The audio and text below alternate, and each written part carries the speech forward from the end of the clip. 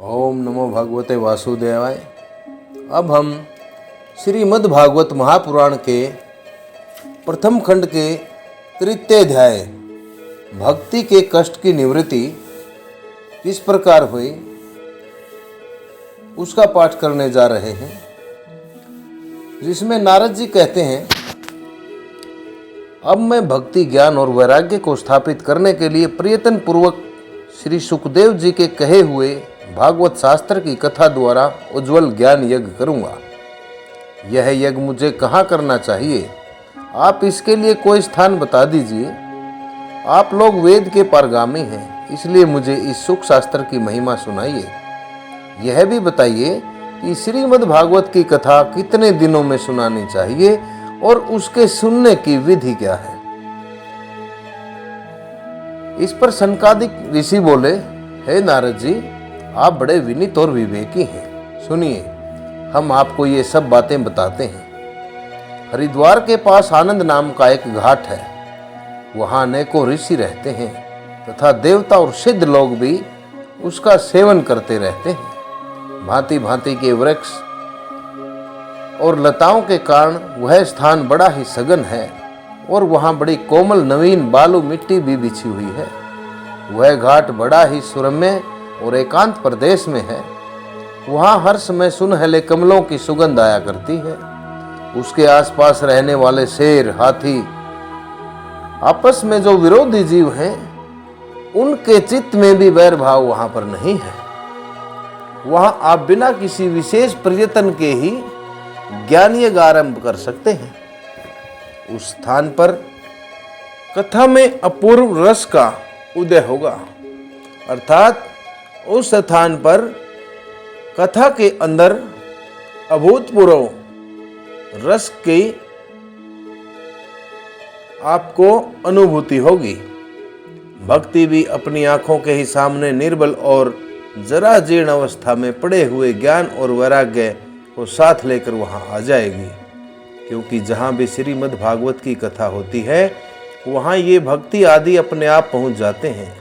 वहां कानों में कथा के शब्द पढ़ने से ये तीनों तरुण हो जाएंगे, अर्थात भक्ति, ज्ञान और वैराग्य नाम के उसके दो पुत्र वहां सजीव अवस्था में, जवान अवस्था में हो जाएंगे।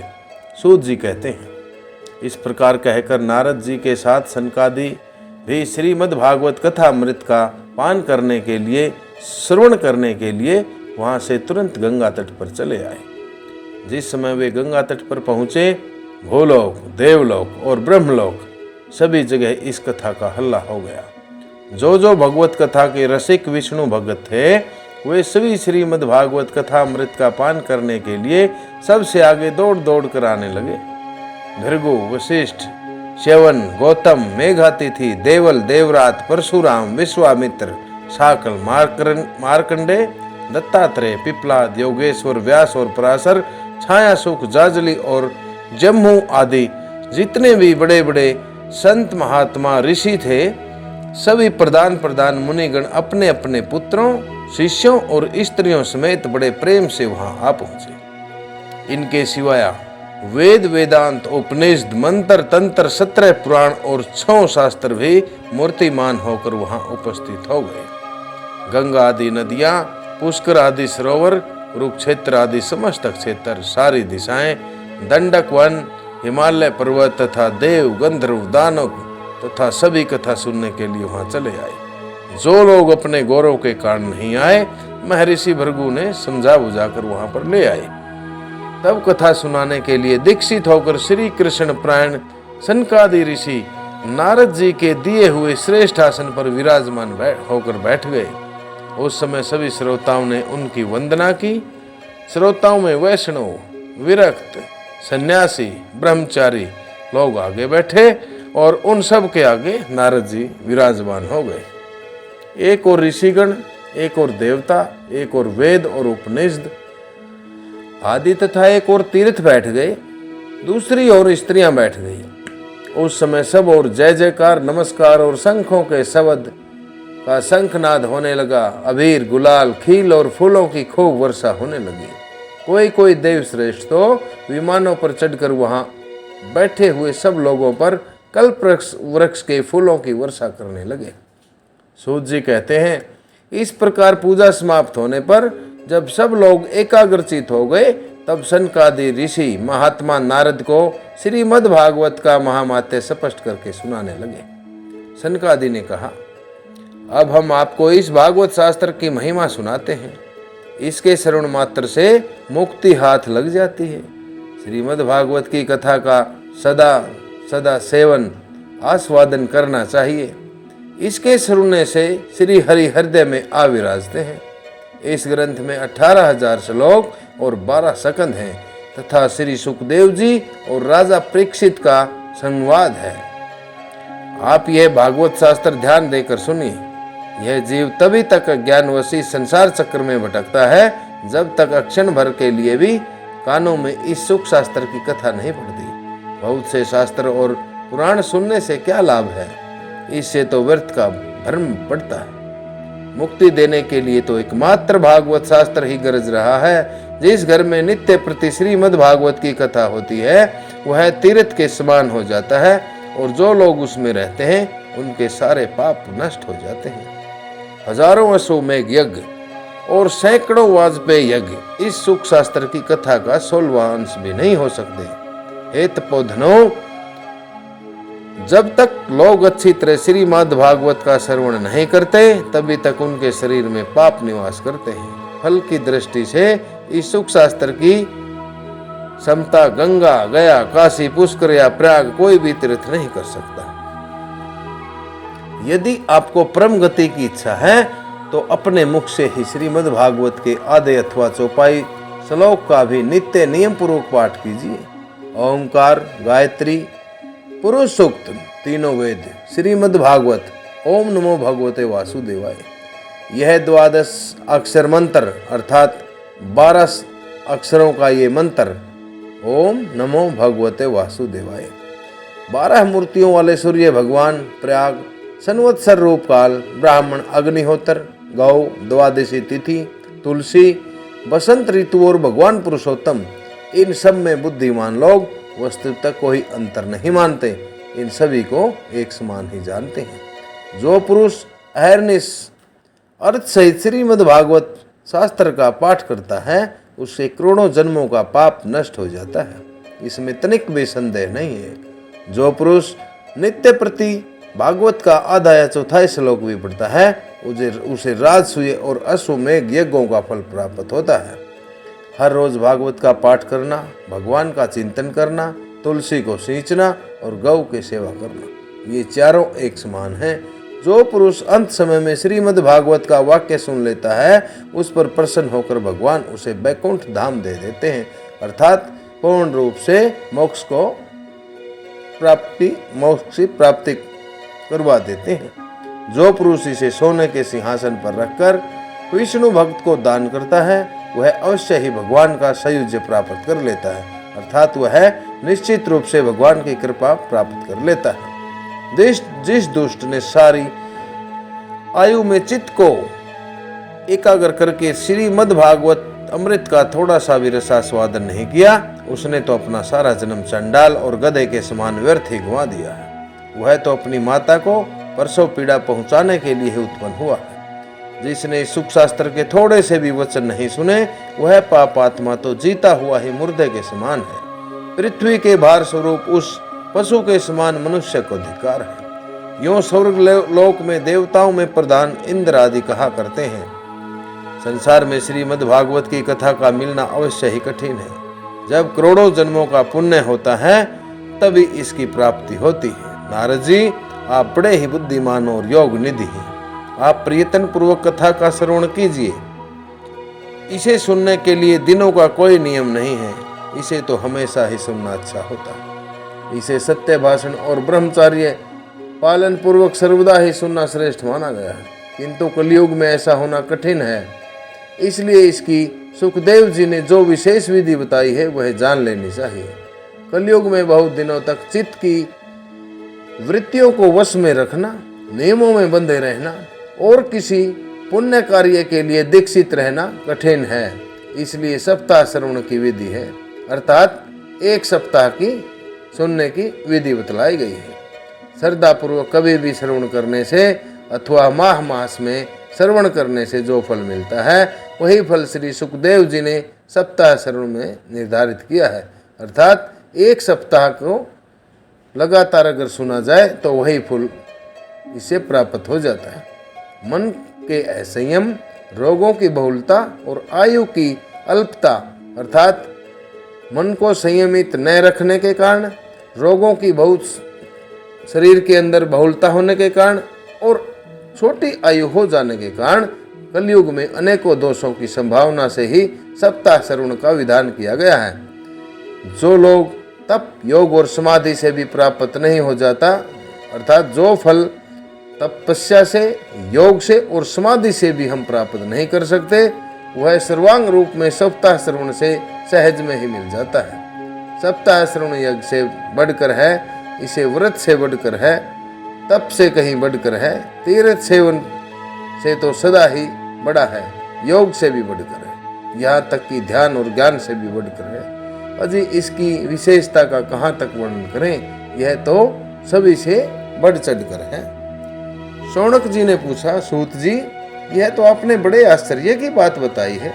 अवश्य ही यह भागवत पुराण योग वेता ब्रह्मा जी के भी आदि काल श्री नारायण का निरूपण करता है, परंतु यह मोक्ष की प्राप्ति में ज्ञान आदि सभी साधनों का तिरस्कार करके इस युग में उनसे भी बड़ा कैसे हो गया। सूत जी कहते हैं, शौनक जी जब भगवान श्री कृष्ण इस पृथ्वी धाम को छोड़कर अपने नित्य धाम को जाने लगे, तब उनके मुख से एकादश स्कंद का ज्ञान उपदेश सुनकर भी उद्धव जी ने यही पूछा था। उद्धव जी बोले, हे गोविंद, आप तो अपने भक्तों का कार्य करके परम धाम को पधारना चाहते हैं, किंतु मेरे मन में एक बहुत बड़ी चिंता है, उसे सुनकर आप मुझे शांत कीजिए। अब घोर कलिकाल आया ही समझ लिए, इसलिए इस संसार में फिर अनेकों दुष्ट प्रकट हो जाएंगे। उनके संसर्ग से जब अनेकों सत्पुरुष भी उग्र प्रवृत्ति के हो जाएंगे, तब उनके भार से दबकर यह गौ रूपिणी पृथ्वी किसकी शरण में जाएगी। हे कमल नयन, मुझे तो आपको छोड़कर इसकी रक्षा करने वाला दूसरा कोई दिखाई नहीं देता। इसलिए हे भक्त वत्सल, हे श्री कृष्ण, भक्तों पर कृपा करने वाले प्रभु, आप साधुओं पर कृपा करके यहाँ से मत जाइए। भगवान, आपने निराकार और चिन्ह मात्र होकर भी भक्तों के लिए ही तो यह सगुण रूप धारण किया है। फिर भला आपका वियोग होने पर वे भक्तजन पृथ्वी पर कैसे रह सकेंगे। निर्गुण उपासना में तो बड़ा कष्ट है, इसलिए कुछ और ही विचार कीजिए प्रभु। प्रभास क्षेत्र में उद्धव जी के ये वचन सुनकर भगवान श्री कृष्ण सोचने लगे कि भक्तों के अवलंब के लिए मुझे क्या व्यवस्था करनी चाहिए। शौनक जी, तब भगवान ने अपनी सारी शक्ति भागवत में रख दी। वे अंतर ध्यान होकर इस भागवत समुद्र में प्रवेश कर गए। इसलिए यह भगवान की साक्षात शब्दमयी मूर्ति है। इसके सेवन, श्रवण, पाठ और दर्शन से ही मनुष्य के सारे पाप नष्ट हो जाते हैं। इसी से इसका सप्ताह श्रवण सबसे बढ़कर माना गया है, और कलयुग में तो अन्य सब साधनों को छोड़कर यही प्रधान धर्म बता गया है। कली काल में यही ऐसा धर्म है जो दुख, दरिद्रता, दुर्भाग्य और पापों की सफाई कर देता है तथा काम, क्रोध आदि शत्रुओं पर विजय दिलाता है। अन्यथा भगवान की इस माया से पीछा छुड़ाना देवताओं के लिए भी कठिन है, मनुष्य तो इसे छोड़ ही कैसे सकते हैं। अतः इसे छूटने के लिए भी सप्ताह श्रवण का विधान किया गया है। सूत जी कहते हैं, शौनक जी, जिस समय सनकादि मुनिवर इस प्रकार सप्ताह श्रवण की महिमा का बखान कर रहे थे, उस सभा में एक बड़ा आश्चर्य हुआ। उसे मैं तुम्हें बतलाता हूँ, सुनो। वहां तरुण अवस्था को प्राप्त हुए अपने दोनों पुत्रों को साथ लिए विशुद्ध प्रेम रूपा भक्ति बार बार श्री कृष्ण गोविंद हरे मुरारी हे नाथ नारायण वासुदेव, अर्थात जिस समय शौनक जी, जिस समय सनकादि मुनिवर इस सप्ताह श्रवण विधि का वहां पर व्याख्यान कर रहे थे, प्रवचन कर रहे थे, उसी समय भक्ति रानी अपने पुत्रों को ज्ञान और वैराग्य को लेकर वहां पर इस तरह से कहती हुई पहुंच गई। श्री कृष्ण गोविंद हरे मुरारे, हे नाथ नारायण वासुदेवा। श्री कृष्ण गोविंद हरे मुरारे, हे नाथ नारायण वासुदेवा, हे नाथ नारायण वासुदेवा, हे नाथ नारायण वासुदेवा। श्री कृष्ण गोविंद हरे मुरारे, हे नाथ नारायण वासुदेवा। जब इन शब्दों को गाती हुई भक्ति रानी वहां सभा में पहुंची, तभी सभी सदस्यों ने देखा कि परम सुंदरी भक्ति रानी भागवत के अर्थों का आभूषण पहने वहां पधारी हैं। मुनियों की उस सभा में सभी यह तर्क वितर्क करने लगे कि ये यहाँ कैसे आई, यहाँ कैसे प्रविष्ट हुई। तब सनकादि ने कहा, ये भक्ति देवी अभी अभी कथा के अर्थ से निकली हैं। उनके ये वचन सुनकर भक्ति ने अपने पुत्रों समेत अत्यंत विनम्र होकर सनत कुमार जी से कहा। भक्ति बोली, मैं कलयुग में नष्ट प्राय हो गई थी, आपने कथा के अमृत से सींचकर मुझे फिर पुष्ट कर दिया है, हष्ट पुष्ट कर दिया है। मुझे दोबारा से अपने भक्ति बोली, मैं कलयुग में नष्ट प्राय हो गई थी, आपने कथामृत से सींचकर मुझे फिर पुष्ट कर दिया है।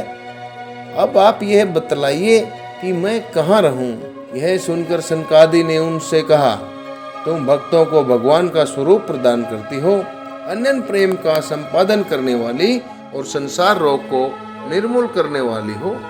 अतः तुम धैर्य धारण करके नित्य निरंतर विष्णु भक्तों के हृदयों में ही निवास करो। ये कलयुग के दोष भले ही सारे संसार पर अपना प्रभाव डाले, किंतु वहां तुम पर इसकी दृष्टि भी नहीं पड़ सकेगी। इस प्रकार उनकी आज्ञा पाते ही भक्ति तुरंत भगवत भक्तों के हृदयों में जा विराजी। जिनके हृदय में एकमात्र श्री हरि की भक्ति निवास करती है, वे त्रिलोकी में अत्यंत निर्धन होने पर भी परम धन्य हैं, क्योंकि इस भक्ति की डोरी से बंध कर तो साक्षात भगवान भी अपना परम धाम छोड़कर उनके हृदय में आकर बस जाते हैं। भूलोक में यह भागवत साक्षात पर ब्रह्मा का विग्रह है। हम इसकी महिमा कहाँ तक वर्णन करें, इसका आश्रय लेकर तो सुनाने से तो सुनने और सुनाने वाले दोनों को ही भगवान श्री कृष्ण की समानता प्राप्त हो जाती है, भगवान श्री कृष्ण की कृपा प्राप्त हो जाती है। अतः इसे छोड़कर अन्य धर्मों से क्या प्रयोजन।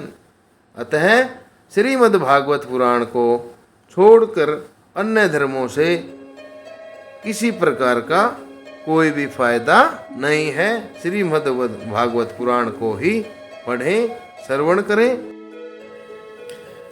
सभी भक्तजनों से मेरा नम्र निवेदन है कि ओम नमो नारायण चैनल को सब्सक्राइब करें तथा श्रीमद् भागवत पुराण के प्रचार और प्रसार के लिए इस अध्याय को ज़्यादा से ज़्यादा शेयर करें तथा अपने सगे संबंधियों और हिंदू समाज के उद्धार के लिए इसे ज़्यादा से ज़्यादा शेयर करें। ओम नमो भगवते वासुदेवाय। ओम नमो भगवते वासुदेवाय।